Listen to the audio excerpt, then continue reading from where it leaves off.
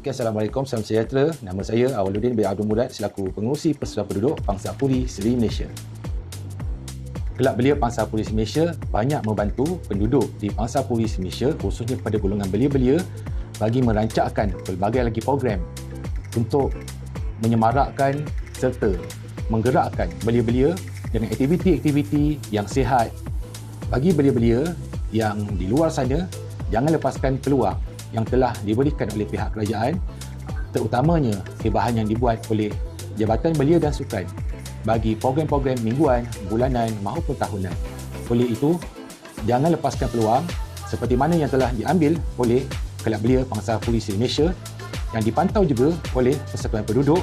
Peluang-peluang seperti sistem pengurusan bersepadu, dana sukan komuniti dan apa saja geran yang diperuntukkan seperti sejati madani mahupun apa saja yang telah diwartakan perlu diambil oleh golongan belia. Seperti Kelab Belia Pangsa Puri Seri Malaysia, kita telah menggunakan dan memanfaatkan apa yang telah ditawarkan, dan saya berharap bagi anugerah belia, mereka dapat dicalonkan atau memenangi belia terbaik di wilayah persekutuan khususnya. Saya ucapkan terima kasih kepada Kelab Belia Pangsa Puri Seri Malaysia, semoga berjaya.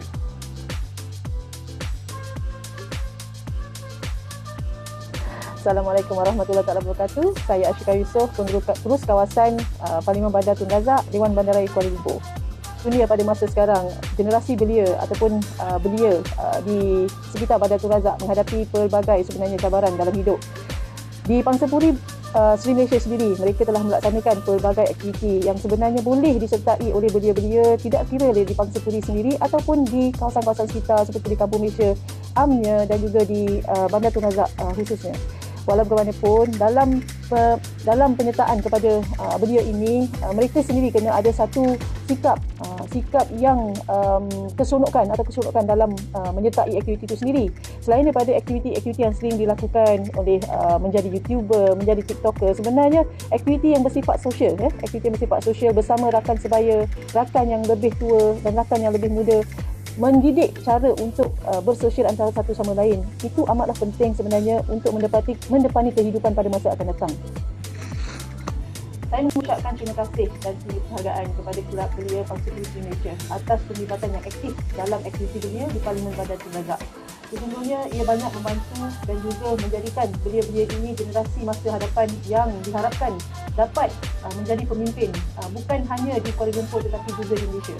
Apa yang kerajaan kita buat pada masa ini, terutama sekali Kementerian Belia dan Sukan diharapkan dapat memberi lebih perhatian, memberi lebih pandangan terhadap aktiviti-aktiviti belia yang dilaksanakan oleh mereka, terutama sekali di kawasan Bandar Tun Razak.